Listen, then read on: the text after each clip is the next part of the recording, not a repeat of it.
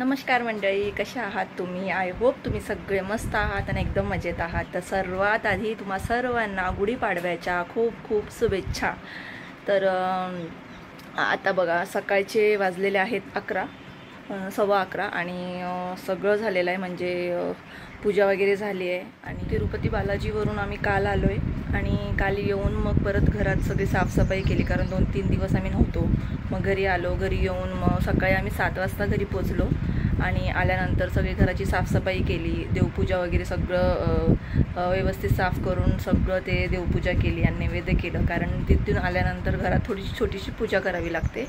मग ते सगळं केलं आणि नैवेद्य वगैरे बनवलं आणि सगळ्यांना ज्यांना प्रसाद द्यायचं होतं ते आज सगळ्यांना प्रसाद देवापुढे ठेवून पूजा करून मग सगळ्यांना प्रसाद दिलं. तर बघा ना, आज नवीन वर्ष आहे आणि नवीन वर्षात सगळ्यांच्या घरात तिरुपती बालाजीचा प्रसाद पोचलेला आहे.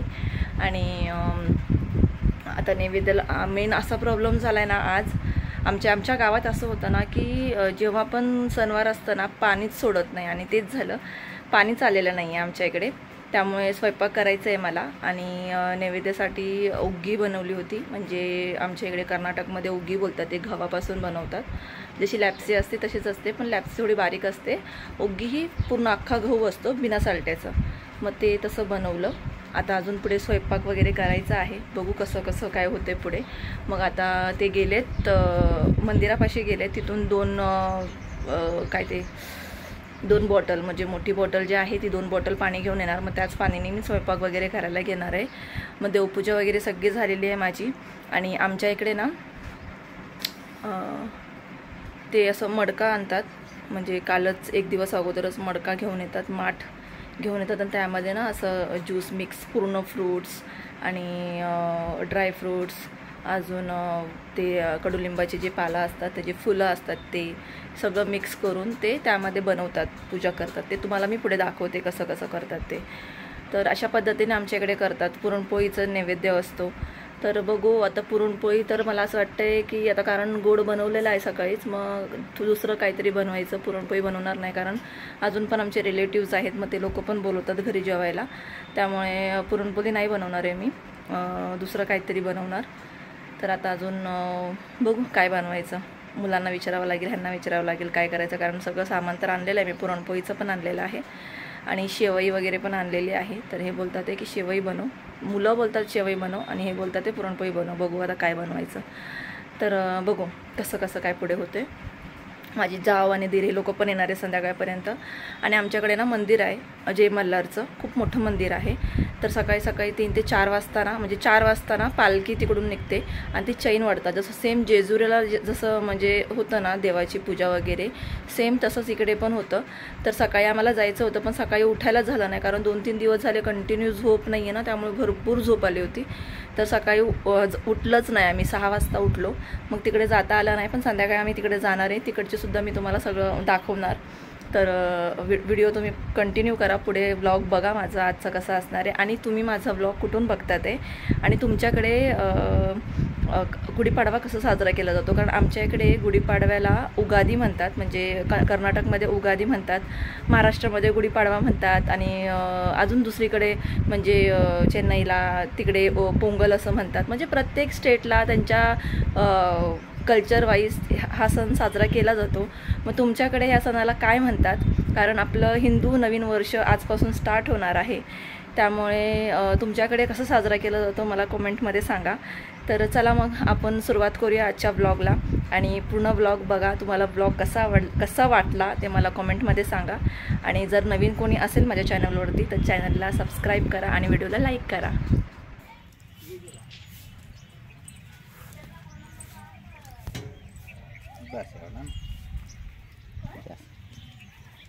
हे फूल आहे,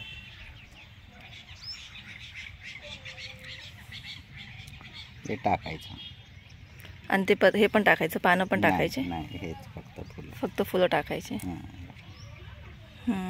बस एवढं. किती सारे लागलेत फुलं इथं.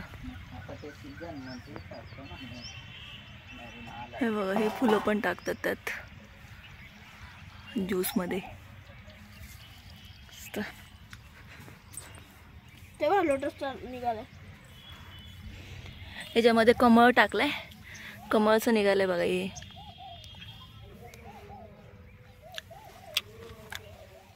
सकाळी सगळं उंबरडा धुवून वगैरे मी ते हळदीचं लेपन केलं आणि ह्यांनी मग आंब्याची पानं मागवली. झेंडूची फुलं त्या दिवशी भेटलीच नाही कारण भरपूर गर्दी होती, त्यामुळे झेंडूची फुलं संध्याकाळी सासूबाई पाठवून देणार होते. मग फक्त आंब्याची पानंच तोरण म्हणून दरवाजावरती लावलं. आणि इकडे हे तयारी करतात आहे तेच बनवायला. आणि हे ना रेडीमेडच पूर्ण भेटतं त्यात टाकायला, मडक्यात टाकायला. तर आधी मडकं स्वच्छ धुवून घ्यायचं आणि त्यानंतर त्यात जेवढं आपल्याला बनवायचं तेवढं पाणी टाकायचं. आणि ह्या पॅकेटमध्ये ना बघा काय काय आहे. खारीक आहे, काजू, बदाम, खडीसाखर, खोबरं, खसखस आणि हे अजून इलायची, अजून काय त्याला म्हणतात चारोळी, आणि अजून कोणतेतरी बिया होते, 1-2 बिया होते, अक्रोड. हे सगळं त्यातच टाकायचं असतं. आणि बडीशेप ते आधीच आणून ठेवलेलं आदल्या दिवशी. आणि इकडे गूळ टाकलेला आहे आणि कलिंगड, अजून खरबुजा आणि द्राक्षे, अंजीर, ॲपल हे सगळं त्यात टाकायचं, मिक्स करायचं. आणि जे मग अशी कडुलिंबाची जी पाला असतात म्हणजे फुलं असतात ते फुलं पण त्यात टाकायचे असतात. आणि कैरी हे सगळं मिक्स करून त्याला असं आंब्याची पानाचे तोरण लावायचं. आणि पूजा वगैरे करून मग देवाला नैवेद्य ठेवायचं. आणि जेवढे पण आपल्या घरात पाहुणे येणार त्यांना प्रसाद म्हणून हे द्यायचं असतं. तर कर्नाटकमध्ये ह्याला बेऊ बेल्ला असं म्हणतात आणि सगळीकडे सगळ्यांच्या घरात हे बनवलं जातं. तर अशा पद्धतीने इकडे गुढीपाडवा साजरा केला जातो. तर तुमच्याकडे कसं साजरा केला जातो मला सांगा. तर आमच्याकडे तर हे असं बनवलं जातं. पूजा वगैरे करून जेवढी पण लोक येणार त्यांना सगळ्यांना 1-1 ग्लास द्यायचं असतं. आधी देवाकडे ठेवायचं असतं पूजा वगैरे करून, त्यानंतर मग आपण ते वाटू शकतो. तर अशा प्रकारे पूजा वगैरे झाली. आणि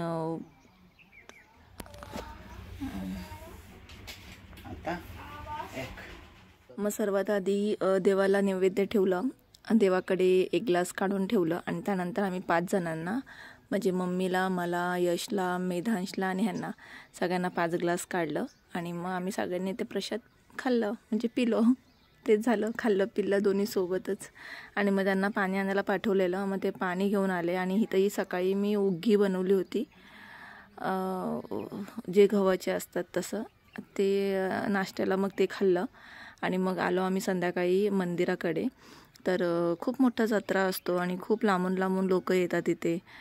तर ही आमच्या गावातली जत्रा आहे आणि खूप मोठी जत्रा भरते. आणि एवढी गर्दी असते ना की जायलाच रस्ता नसतो. आणि एवढं लांबून लांबून लोक इकडे येतात. पण आम्ही बाजूलाच राहून संध्याकाळी आलो आहे रात्री, कारण पाणी न असल्यामुळे ना स्वयंपाक पण माझा संध्याकाळ झाला. आणि मग संध्याकाळी स्वयंपाक वगैरे करून रेडी होऊन आम्हाला यायला उशीर झाला. म्हणजे 7:30च्या दरम्यान आम्ही निघालो घरातून. आणि मग इकडे आलो. तर माझी जाव आणि दीर हे लोक पण आले होते, पण ती तिच्या आईकडे होती कारण ह्यांची म्हणजे आत्याचीच मुलगी आहे ती. मग त्या पण गावात राहतात. मग डायरेक्टली ती त्यांच्या आईकडे गेली. आणि मग आम्हाला मंदिरातच त्या भेटल्या. म्हणजे माझी जाव, त्यांची मम्मी, माझे दीर आणि यांचे काका काकी पण आले होते. ते सगळे मंदिरातच भेटले. मग त्यांनी सांगितलं की आता घरी चला, घरी जेवायला चला. पण मी त्यांना बोलले की आता नको, कारण घरी मी पण स्वयंपाक केला होता भरपूर, कारण मला वाटलेलं की त्या इथे येणार, पण त्या तिथेच गेल्या डायरेक्टली. त्यामुळे म्हणलं आता ठीक आहे.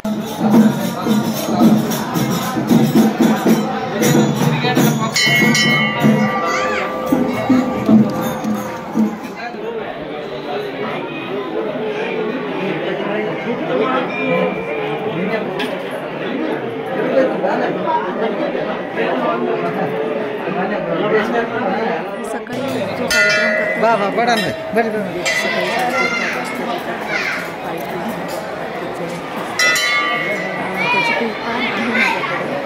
मी तुम्हाला उद्याच्या ब्लॉगमध्ये मी हे करणार, व्हिडिओ मी अपलोड करणार. तर आम्ही आलो अक्काच्या घरी आणि इथे बसलो येऊन. आणि ही त्यांच्या बहिणीची मुलगी आहे, म्हणजे जावेच्या बहिणीची मुलगी आहे छोटी. तो दीपक आहे म्हणजे माझ्या जावेचा मुलगा. मग जबरदस्ती ते घरी घेऊन आले आणि मग त्यांनी जेवायला जबरदस्ती केली, पण नको बोललो आम्ही, कारण घरी जाऊन पण मग जेवायचं होतं. मग तरी पण थोडंफार ते पापड वगैरे दिलं त्यांनी खायला, मग ते खाल्लं आणि मग आलो घरी, कारण मग घरी जाऊन पण जेवण वगैरे. आत्ता जस्ट आलो मंदिरून घरी आणि चेंज वगैरे केलो, आता बसलोय आणि आता जेवायचं आहे. जेवण आज स्वयंपाक केलेला आहे मी, पुरी, बटाट्याची भाजी, डाळ, भात, मिरची फ्राय आणि शेवई. तर चला मंडळी, भेटूया उद्याच्या व्लॉगला. आजचा व्लॉग कसा वाटला